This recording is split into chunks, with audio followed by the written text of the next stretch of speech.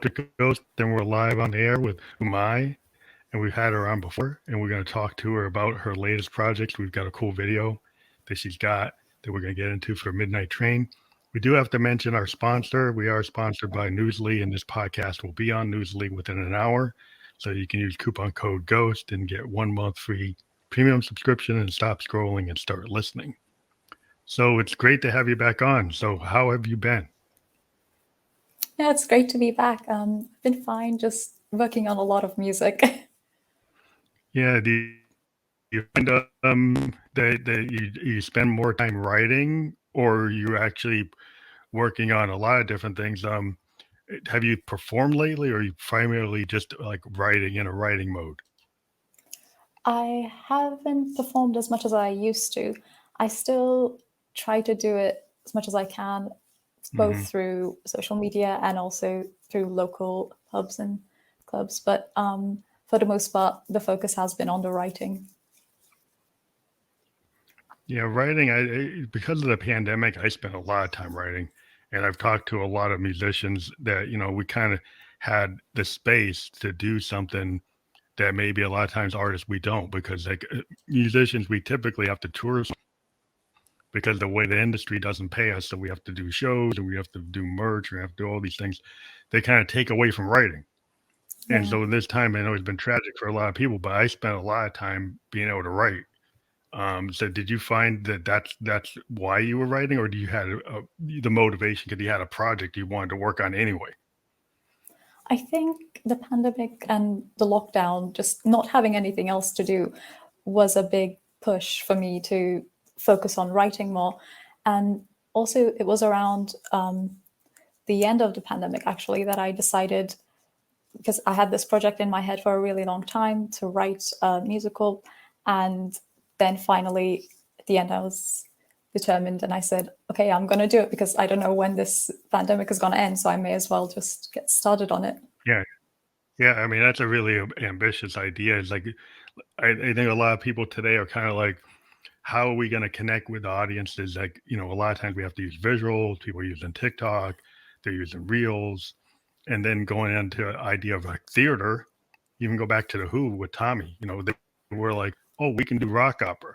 We can do this multimedia thing. We don't have to just do hit singles.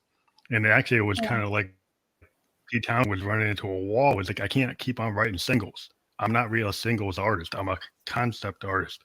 So did you feel like, because you like albums and you like the idea of a play, that fit better what you like to write about anyway as a musician? Yeah, I think I really like the idea of writing a long piece rather than just one single, because I feel like when you're writing a play like that, then you can do a lot more with the lyrics and the music, because then you can also refer back to previous melodies or lyrics and tell the story a lot better in that way, something that a single couldn't do. Yeah, I've always liked the album format. I've gone on and on being a child of the 70s, grew up with vinyl. When I approached an album, because I put it on the turntable, I didn't jump around. I didn't just listen to a playlist. I listened to the whole thing through. And I like the idea when people have albums, even if they're not a concept, they usually have songs that go together. And it's really, I always was very interested in albums that did have themes. So the idea of having a project, actual like a play, is actually really, so maybe you can talk more about that. But I do have your single.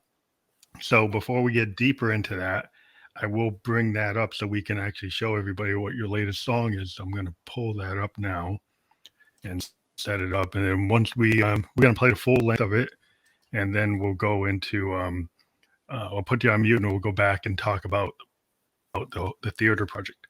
Is that cool? Yeah, sounds good. Okay. So this is Midnight Train. Get off now.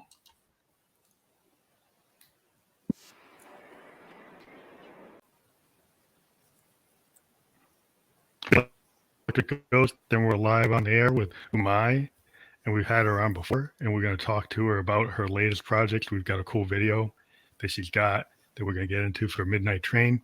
We do have to mention our sponsor. We are sponsored by Newsly, and this podcast will be on Newsly within an hour. So you can use coupon code GHOST and get 1 month free premium subscription and stop scrolling and start listening.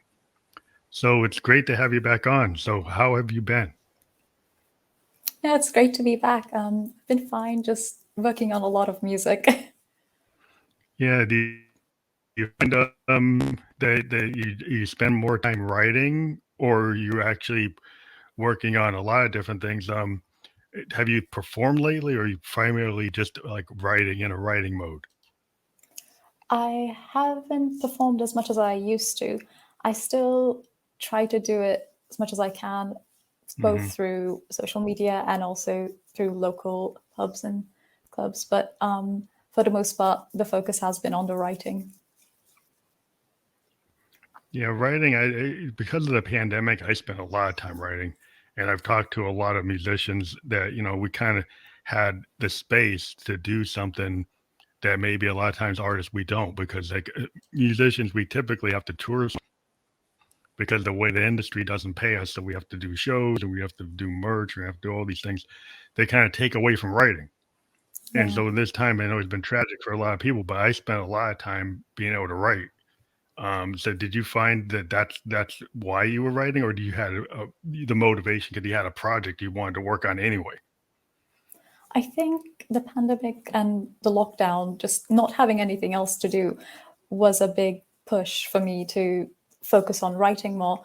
And also, it was around the end of the pandemic, actually, that I decided, because I had this project in my head for a really long time to write a musical. And then finally, at the end, I was determined and I said, okay, I'm going to do it because I don't know when this pandemic is going to end. So I may as well just get started on it. Yeah, yeah. I mean, that's a really ambitious idea. It's like I think a lot of people today are kind of like, how are we going to connect with the audiences? Like, a lot of times we have to use visuals. People are using TikTok, they're using Reels, and then going into an idea of like theater. Even go back to the Who with Tommy. They were like, oh, we can do rock opera.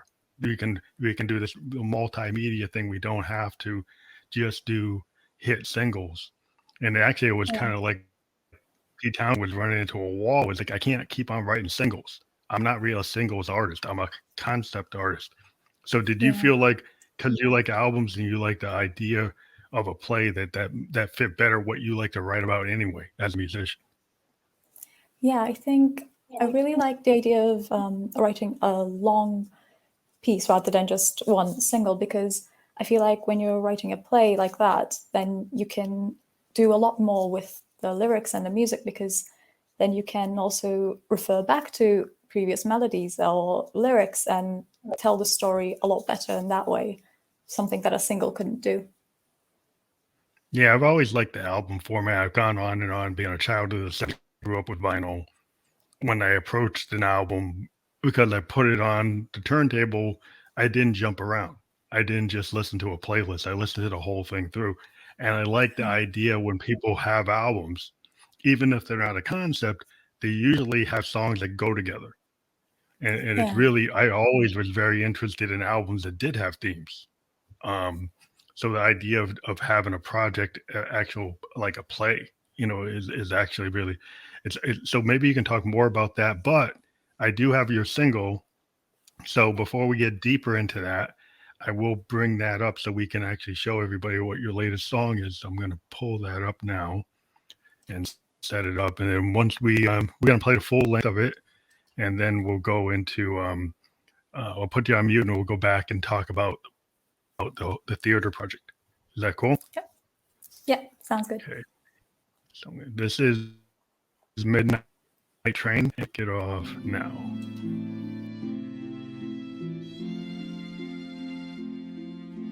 Gray midnight, alone in a train car, passing by towns I never heard of, and I was holding on without a stop inside. You stepped in the green afternoon rush. I was frozen blue until your time spent the summer there. Home was far away.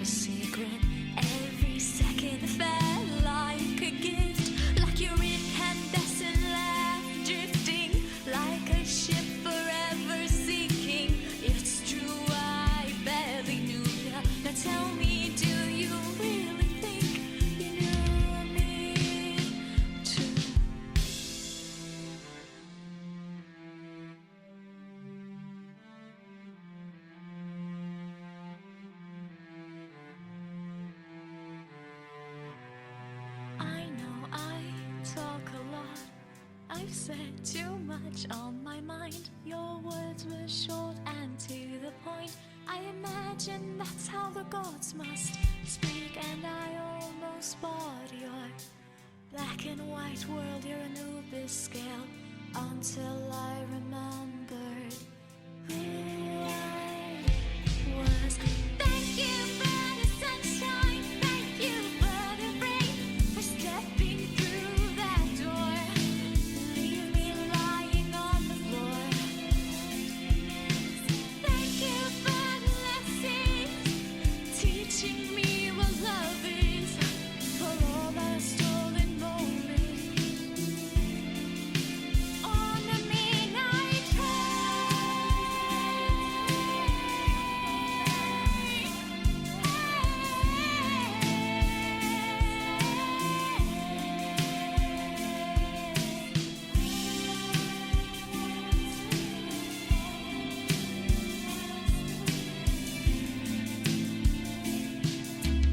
And that's just a story of how once you had me, until your words cut through the scars they once stitched up. It's okay, I'm better off alone, and one day I'll find the one who's worth it, and I'll get We're back, and that was Midnight Train. So yeah, I love the instrumentation on it, and the drums and the guitar. And there are other Oh, thank instruments you. on it. Is it not just a guitar? Is it something else? Is there Yeah, something beyond the guitar? there's a cello in the background as well, Yeah, yeah. and some I heard. violins. Like, Yeah.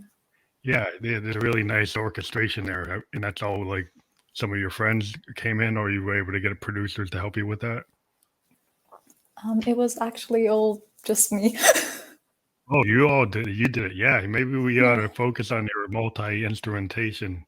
So maybe you can talk about that song and like, so you played all those parts? Yeah, so actually, I wrote it all with a keyboard. So I was playing them all on the piano and Hmm. then putting it through Logic and then getting the Okay. instruments that way.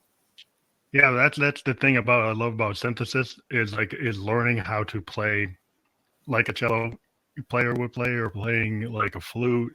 Like I Yeah, actually started on clarinet, and so I realized if I play a clarinet on a synth, I shouldn't play endlessly. I should actually yeah, leave room for breaths. And if you think about you're playing a cello, you probably should think about how you would actually use the bow, and you yeah, probably keyboard you can keep on playing like and not think about, oh, I'm actually using bow. Maybe I should try to bring those characteristics into when I try to play. But I think that's yeah. just part of the development when you realize that you can channel other instruments. That was always one of the things I first got into. But so it is super convenient when you're a songwriter, that fact that you can actually do everything if you can imagine it and you can play it. So have you gotten more comfortable with channeling other instruments besides guitar? Yeah, so actually, I used to play the violin before I even got started on the guitar. So that's why I like to, when I'm writing music, I like to focus a lot on the string section because I feel like that's the area that I know best.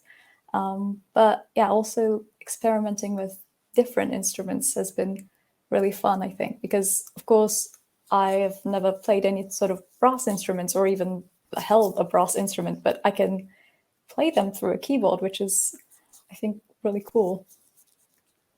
Yeah, that's like one of the things I loved about when I was in a band, and then everybody started walking away, and then I said, "Whoa, how am I going to do the drums? How am I going to do the bass?" And then I found a synthesizer that was like a workstation, and this is before DAWs. And I was like, "Oh, I can use this workstation to like do what people do in DAWs today." But that's like, back in the day, people used Phantoms and Korg M1s and stuff like that.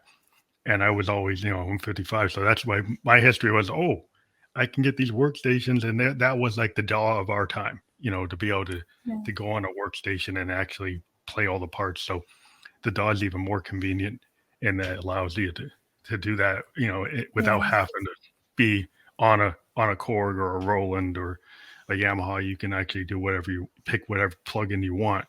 But so we maybe going to segue into your project. Is this song part of that project, or is this separate from the project, the theater So project? this is actually separate from it, and for a long time I hadn't written anything separate from that project. But this song, it just, when I felt the inspiration for it, I just knew I had to write it down. So I actually took a small break from the theater project and did this. Yeah, that tends to happen because like as an artist, like you're in the middle of like something bigger, and then it's like, oh, something comes and maybe it doesn't fit what you're working on, but it's, oh, this is exciting. I could actually do this.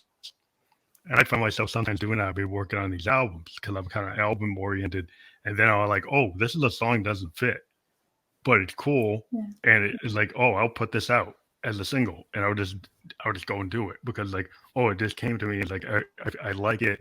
It feels urgent. It feels like I should put it out.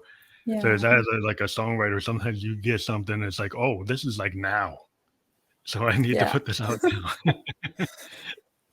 Yeah, that You just need to get the ideas down. Yeah, because sometimes you have something like, well, I don't want to wait to the next thing. I don't want to wait till I'm done with the theater. But so you're like, oh, I got to put this out because it feels relevant to where I am and what I want to convey. So that's always exciting. But maybe you can talk more about the whole Beowulf project and the musical play that you're working on. Yes. So this idea I had, I think it was sometime last year. I've always wanted to write a musical because I love musicals. I love the idea of telling a story through music. And also, like we were saying about concept albums and longer projects, you get the option to really tell a story in a way that a single couldn't do because you get to work with multiple songs who can refer to each other. And so that's why I knew I wanted to write a musical for a really long time. But I just couldn't decide what exactly I wanted to write it on. I knew I wanted it to be something medieval because I did my master's in medieval studies. So I knew that that was the storyline that I wanted to follow. But for a really long time, I thought Beowulf wouldn't work for a musical.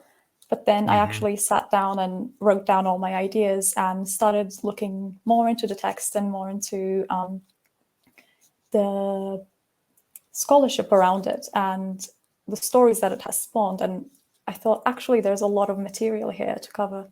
So, well, I think it's really cool that you're picking it because a lot of people, they pick the Iliad or the Odyssey or some Shakespearean concept and they kind of replicate it over and over again in like a lot of work done today. I don't remember hearing people taking Beowulf as much and using it or not using it exactly in music either. So I think that's cool that you found something classic that is not been used in that way. So it becomes something unique, but something classic. I think that's a cool way to think of modern concept.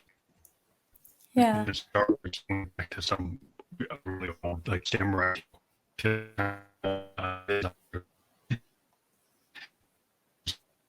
Ask the people. Hello, can you hear me? It was a bit cutting at some parts. I couldn't quite hear you. Sorry. Oh yeah, I was just saying that there's been a. Can you hear me now? Yes. Okay.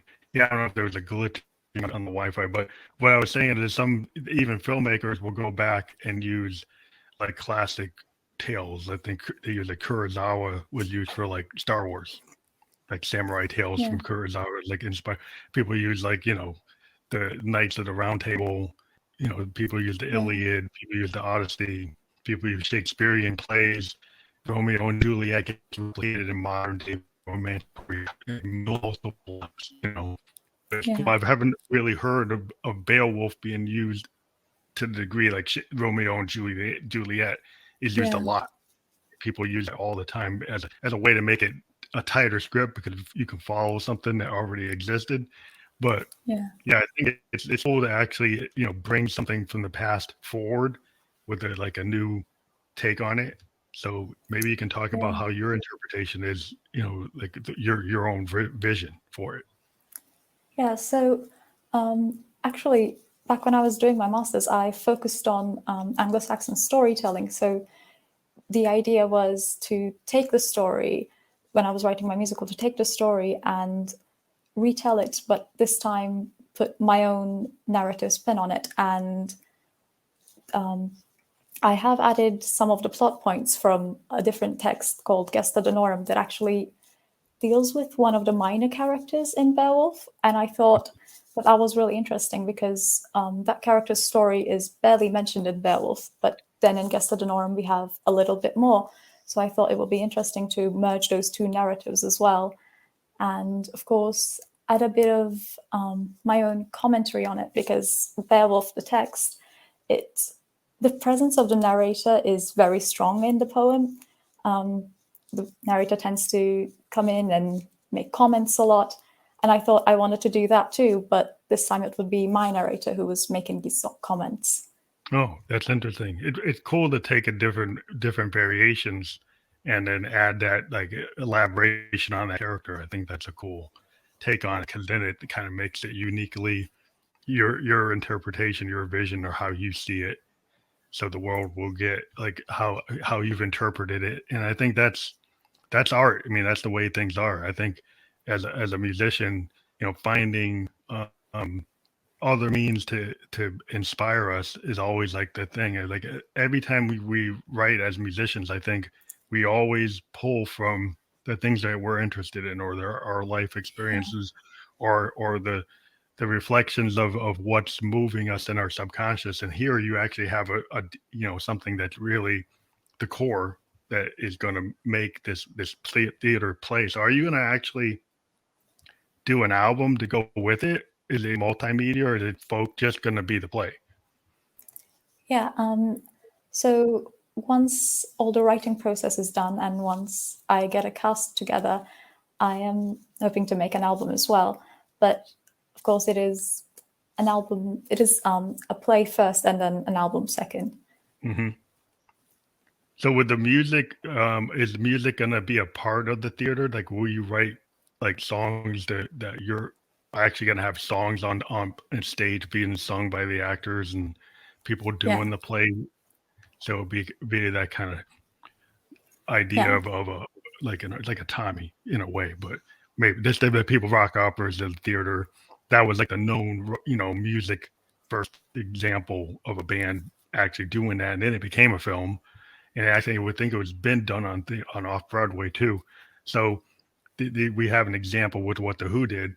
But would you actually even look at what the Who did, or just say, "Well, I'm going to do it a different way"? Mm, I like to take inspiration mostly from musicals that are written for the stage specifically. Hmm. Um, so, but also adding a bit of my own spin on it with the inclusion of a narrator and how that interacts with the rest of the story.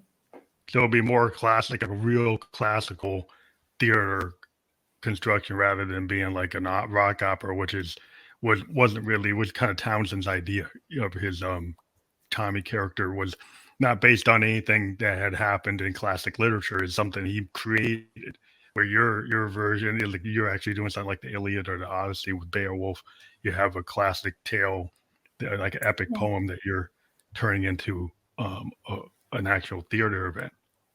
Yeah. And also a lot of characters that go along with it. So Oh, so it's it going to wouldn't expand just it. be me. Yeah, Yeah. so it's going to expand it so it actually has like the theater effect. Because of Yeah. epic poem, it's not a play, it's a poem. So to take the epic poem and translate, it's kind of like when you take a poem and turn it into song lyrics. Is there a lot of work in terms of taking an epic poem and then turning it into a theater event and also turning it into songs? Because like poems aren't exactly the structure of songs. So what's been your approach to that? So the great thing about Beowulf and Anglo-Saxon literature in general is that they were probably intended to be performed as they were. So that is something that is always in the background when I'm thinking about how I'm going to write this, because the poem itself talks a lot about characters who are singing. So singing was very much a part of life for these characters. Mhm. And I think that makes it really interesting from a musical perspective, because of course, most of the time with a musical, you got characters that wouldn't be singing in real life, but they Yeah, are that singing wouldn't their happen. dialogues. Yeah. Whereas with this, it makes sense for a lot of the characters to be singing when they are singing. Oh, because the story actually has them singing or implies they're singing. Yeah, So it's actually going to be more natural to actually have that on stage because it's part of the overall concept of Beowulf versus when yeah, you have something else where you actually, make, Hollywood musicals or even, American musicals always seem like, Oklahoma is like, wow, they're just singing all that out. And I'm like, it seems kind of it seems kind of weird. And then you're like, okay, that works in that world. They have to kind of have suspension of disbelief and say, yeah. okay, that works. But it seems like your concept is going to be closer to not seeming that it's that far off from the original idea. Yeah, like there are some points where a certain level of suspension of disbelief is necessary, because we have the narrator who is every once in a while just coming in and making little comments, maybe talking to the audience directly, and Hmm. always reminding us that this is a story and these characters are fictional. So we have that layer as well, as the Hmm. characters just naturally It's singing when they're interesting, there. like how that would fit in an album. Cause like I've heard albums with they actually, do rock opera type things, and they have like a narration. They'll actually have a character that will be like the third person talking as the narrator. Um, so you already have, who that's going to be in your concept. You've already decided you're going to use that. That, you explained that, right? Yeah, so I feel there are a lot of musicals who have a sort of narrator, but not quite. So, for example, with Hamilton, the character of Burr, even though he's a character in the story, he also does a lot of the narrating throughout the songs. But in my case, I actually have a character that is specifically just the narrator and isn't a part of the story at all. Oh They're wow, just he there to tell separated the it out. story. Oh, he pulled it out. Then your Yeah, version. I think that's cool to do that because it makes it uniquely yours, and then it gives you some ability to kind of focus the story the way you want it. How yeah, you view the story, then you can kind of don't have to be stuck to like doing exactly what was done. Some people get into like interpretation. I want to have a literal interpretation of everything about this and not add other things to maybe make it work better. You know, yeah, so I think it's like when you start because you're doing some unique things in terms of like it's a musical, it's an epic poem, but it had music in it, and then you have this narration, and you're gonna do like an outside narration that wasn't part of the original concept, plus a different variation of a deeper dive into a character. So it makes it really interesting. Makes me want to go see it right now. But how long do you think this overall? You've been working on it. Are you closer to it becoming like totally in fruition? With the I think you mentioned off camera that you're working with like theater company and stuff like that. So can you tell people what the target for this is? So yes, I'm hoping to finish this by the end of this year, because there's not much left to write at all, and then it's about going back through the drafts and polishing everything, and then it's actually going to be thinking about casting and where to stage it and all of those things that go with a theatre Yeah. production. So that's So it exciting would and be it something would I'm be really in the looking U. forward to. Do you have like a place in the UK where you think it would be like they would want to do this? Like, is it London or where you are now? Like, where do you think you would actually put it on?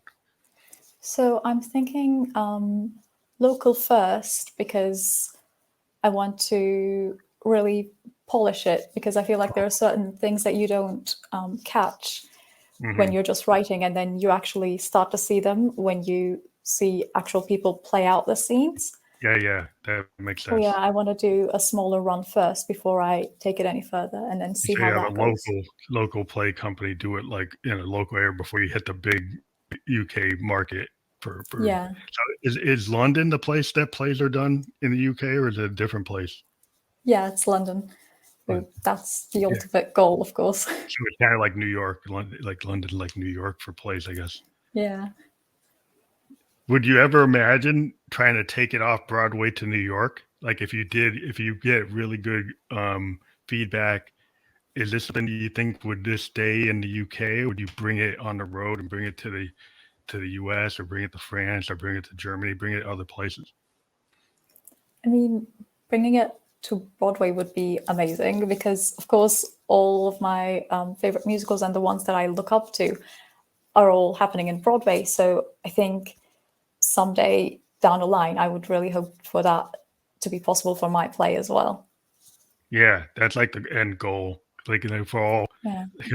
New York for like multiple things. Like, just like for me, like growing up, it was like the CBGB scene was like, it's not around anymore, but that was like the place where the Talking Head, the Ramones. It's kind of like, New York and Los Angeles for musicians are like the two big points you want to go to. Nashville's there too, but I'm kind of the artist. I would go to New York, and I go to LA before, and then maybe I go to Nashville like third. But some people are like, "Oh, you shouldn't say that," but that's my mindset. But yeah, I can understand for the theater. I've been there for off Broadway shows. I saw Death of a Salesman, and I was like, "Wow, this like that whole scene is so cool." To be able to be there and drink in New York and you have the restaurants and the whole scene. It's a really good experience to be in that culture of like all these artists. Yeah. And there's like, it's musicians and actors and all types of people. It's just very, very inspiring to be in a place like that. Yeah. So I can imagine like, yeah, if you could bring Beowulf there with your interpretation, that'd be fantastic.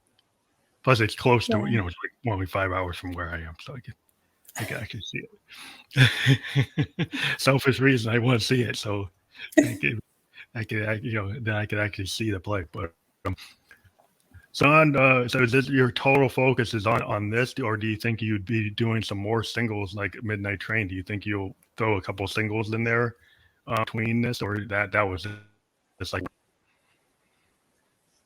So I think there might be a few more singles like Midnight Train because the reason I actually was kind of hesitant at first with Midnight Train was because I was obviously working on this big project and that was my entire focus. And I did have a few other ideas, and I had an idea for an album for myself rather than for a theatre. And for a while, I had been getting ideas for it, writing them down, but not actually doing anything because, of course, all the focus had to be on the writing. And Midnight Train was actually one of those ideas. But this time I just said, I actually really want to do this song. And it would be good to take a break from this long writing project because I feel like sometimes taking a break and doing something very different actually helps with inspiration a lot. So there are a few other songs that I have in mind that are similar to Midnight Train, but not part of the musical. yeah, I find that I'll work on multiple things and then I'll take a break. Like I'll be working on a long project that might, like a Yeah. 2 year album. And I got like two albums in the can. And then I got this really big album I put out and I'm like, well, I got to give that room for people to hear. So I got these other albums I have sitting in the can and then I'm writing new stuff. And then I'm like, well, do I really want to hold back? Because I got stuff planned out to 2023 and 2024. Yeah. And then like, well, this song's in my head right now. So it's kind of like my Midnight Train's like, I got to put this out like now. Even though I've Yeah. got stuff planned out, I'm like, oh, well, I'm going to put some unplanned stuff out because, I just, if you start holding so much stuff and then you're still trying to let your other project, get heard, that's why I end up, not wanting to stomp on the success of something I just put out. Because I keep Yeah. on writing and I don't stop. Do you find that like you have so much work sometimes that then like you want to put it out, but you've got to actually let your other work be heard by your audience? Yeah, I think, especially with Beowulf, the musical, there are a lot of songs in there that I want to actually record and put out, but I'm like, no, actually, just I've only put out one from Beowulf so far, and I'm telling myself, no, like keep them, and then once it's all done, then they can all go out. But it's really hard to contain them sometimes because you just want them Yeah, out. yeah. I mean, I had a hard time. I was holding stuff for like 2 years for the last project, and I was like, I had all these songs. I'm like, they were like some of the best things I'd ever written, and I'm like, and then I write something new, and it wasn't as good as what I have in the can. But like, oh, I actually have a release date for this. Don't put it out yet unless it's a single. And so, yeah, it just becomes like you're competing with yourself. And you're like, oh, well, what should I put out? What shouldn't I put out? So then, I do have like a process where I throw demos out onto SoundCloud. And so I can get people to like, and those aren't officially released. They're kind of like underground release stuff, like mixtape type stuff. Have you ever thought of like trying to throw things into like a kind of like underground area just to see what the feedback is, like a mixtape type So of idea? I've been doing something a bit similar with the whole Beowulf writing because I've essentially been recording the process of me writing and coming up with ideas on TikToks, and I have been sharing snippets from songs rather than the entire song so that I can still have a feel for what people think of it and also show people kind of as a teaser of what is Mhm. to come. That's a cool idea. I mean, I've been using Reels, and I've always had trouble with TikTok trying to engage it. And I do see, because I've been so like the primary audience seems to be into a lot of comedy, but I do Yeah, see there's a lot of musicians on there that are just doing it straight. They're doing like, okay, I'm actually putting my song. It's a song. I'm not trying to do a sketch, right? So yeah, so it's kind of like problem I had with it originally was like, oh, it seems like I have to do a sketch to really get a lot of engagement. It has to be comedy or it has to be kind of irreverent. mm, And then I realized that you can actually still put music out in it and you're not trying to yeah, compete with those kind of the comedic part of it. And that I kind of yeah, finally kind of came to terms with, like, well, I'm never probably going to be one of those comedians, but I can still engage on the platform, you know? yeah. And I think it's a lot of just finding your own people on there because for me, even before I started writing for Beowulf, I had always been posting content about, Anglo-Saxon literature or medieval literature and history in general. So I already had a lot of people who were interested in that. And that was, I think, really lucky for me because, of course, that's something that I'm interested in and something that I enjoy talking about. So with Beowulf, that also ties into the same kind of demographic, I think. That's cool that you can bring those people into multiple platforms and be out there. So one of the things I started looking into is that the podcast has been like a big thing for me to engage my audience and to allow other people to see emerging artists. Have you thought of like using podcast to like tell your story, like a behind the music of what you're doing with Beowulf? Would you ever think of like doing a podcast to actually push out the whole idea of what you're doing with the theater project? Yeah, I have thought about it, but I feel like, for me at least, doing a podcast would be quite a long project as opposed to, say, a 2-minute TikTok where I'm Hmm. still talking about like the process behind it, but maybe not as in depth as a podcast would allow. And I Yeah, think, especially it's with short. social media nowadays, that's the short form content is what performs Well, best. yeah, even like a YouTube short, like the YouTube short Yeah, format with the reel and with TikTok might work better for you than trying to do like a long form podcast. Since that yeah, sounds like the YouTube short, I started to looking at YouTube shorts. I haven't really been able to engage my audience because a lot of my audience likes my longer form stuff. So when I do the shorter stuff, I don't get a lot of engagement. So it's like the opposite of what people say it should work. It doesn't yeah, work for me. But yeah. It's all about it seems audience, isn't it? Yeah. Yeah, but it's like, but I do see how that, that short form and the reel and the TikTok, that makes a lot of sense. If you don't want to have to put all the extra time in, you're still giving people like that behind the music, behind the scenes thing, which, is Yeah. more doable. It must be a lot more manageable when you're working on so much stuff that you don't have to think about like all the things you would have to set up to do a longer form. Yeah, I feel like with TikTok, if I say I'm writing a song and then I want to talk about a certain thing that I just did, I can just pick up my phone and record a very quick video. Whereas I feel like for a podcast, it takes a lot of planning and a lot of structure Yeah, as opposed to yeah. the sudden. Yeah, because now you have to get it out there. You got to set it up. There's a lot more setup on these podcasts. You have to do a lot. You have to write descriptions. You have to Yeah, set the channels. You have to do all these things. We're starting to be able to actually get, we get sponsors, we get advertising, we get all kinds of things. Help push them out. Um, so it's a lot more effort. There's a lot more stuff going on.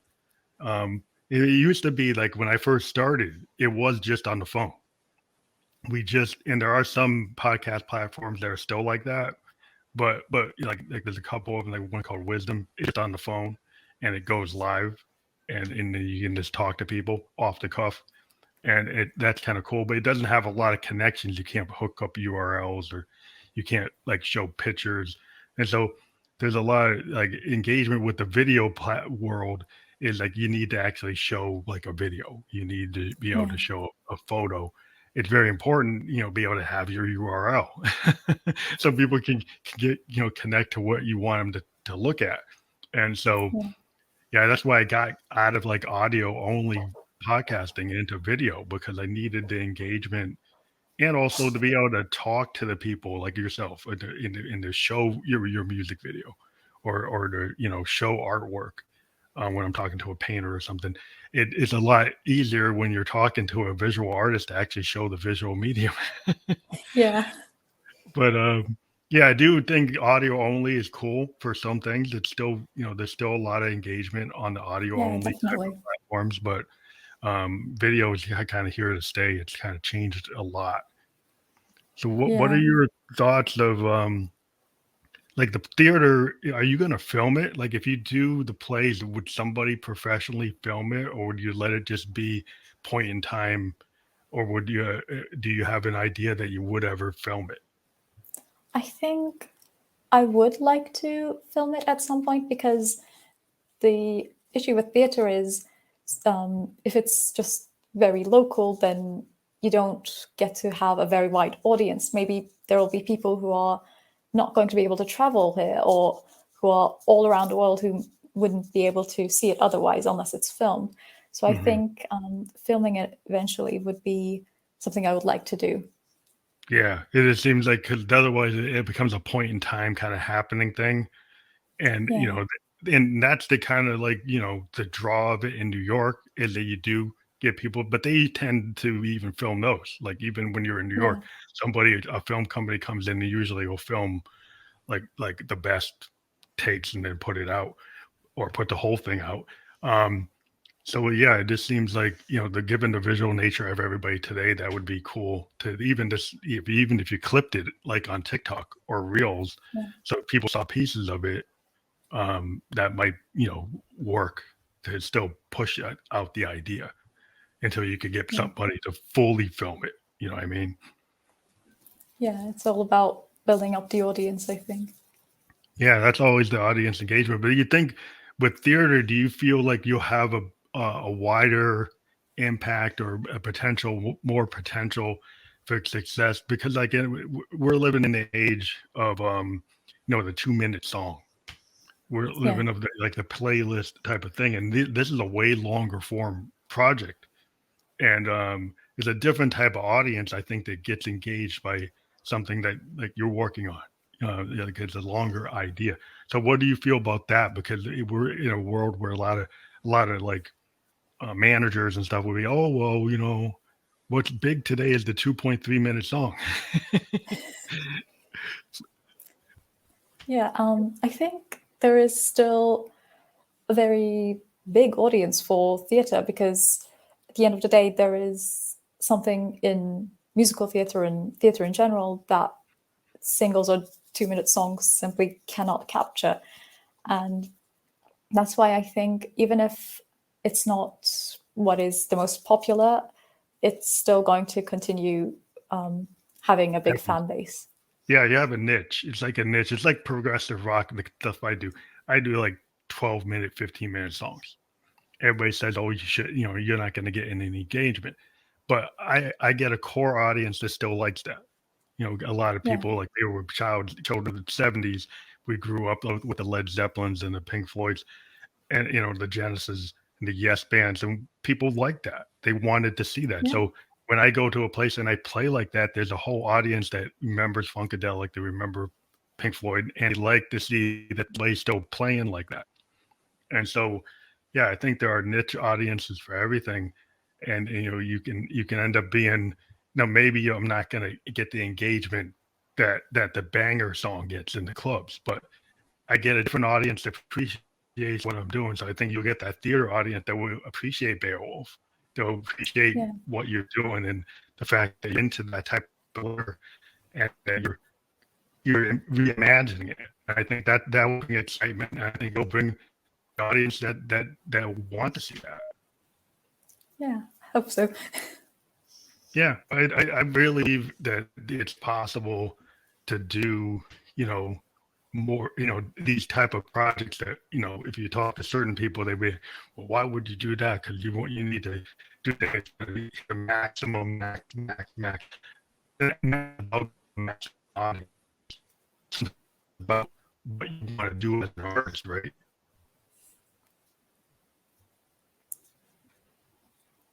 Oh, maybe you didn't hear me.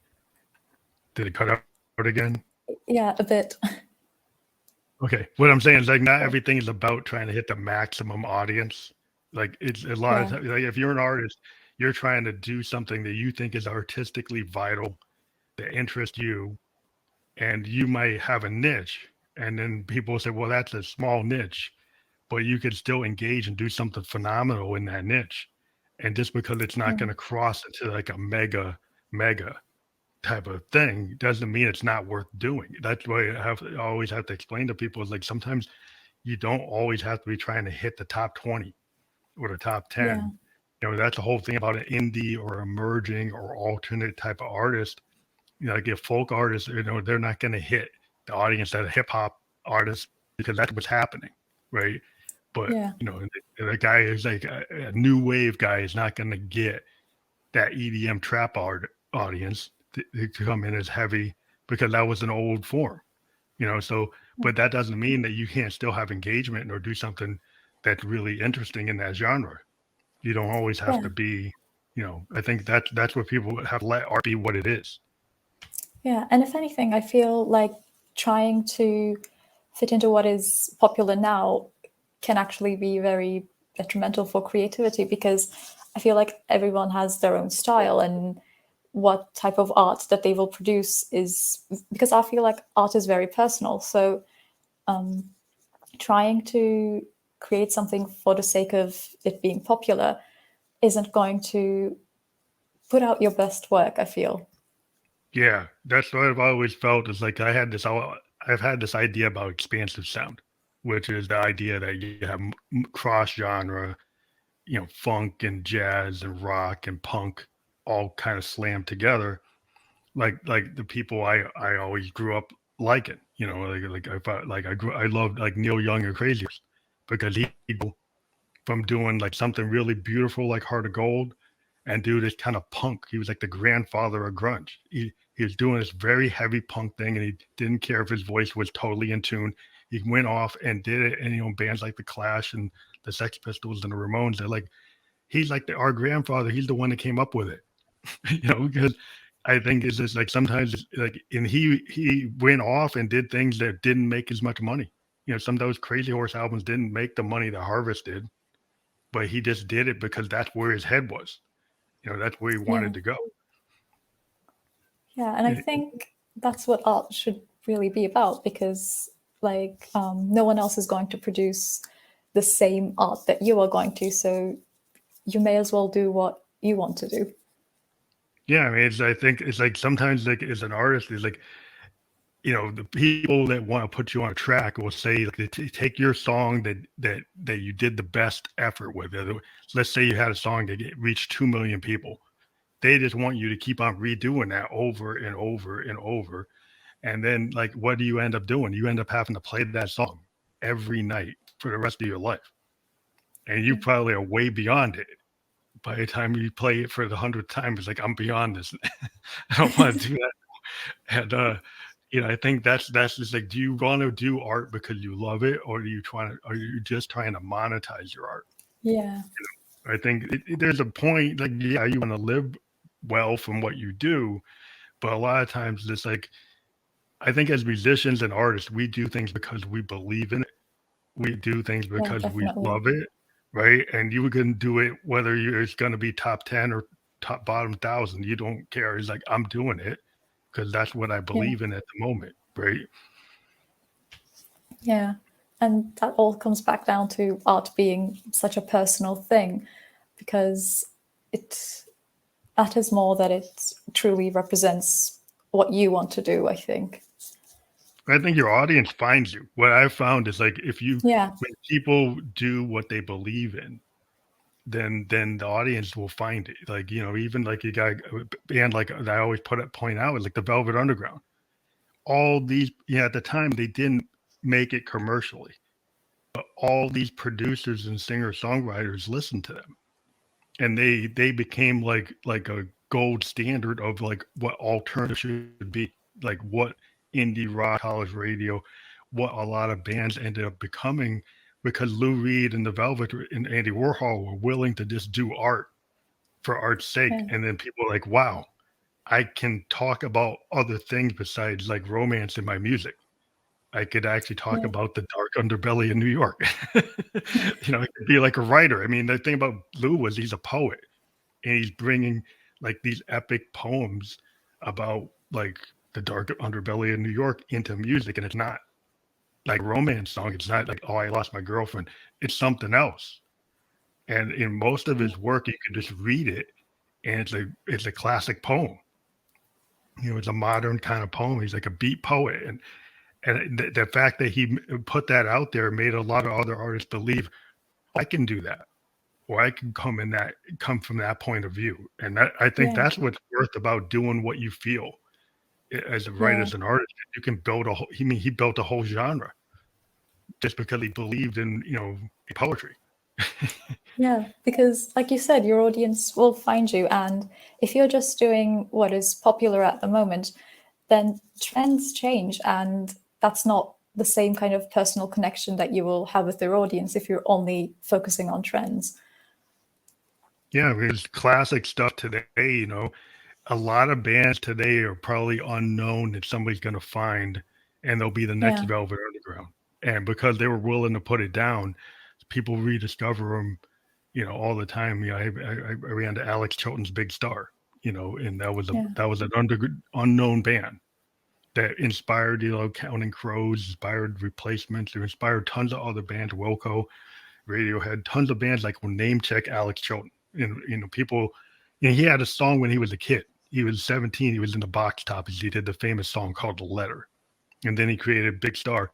Big Star was totally different than what he had done as, he was doing Blue Eyed Soul as in the Box Tops. And he went to this Beatle-esque kind of Badfinger clone, but it wasn't Badfinger and it wasn't the Beatles. It was something else. And Yeah.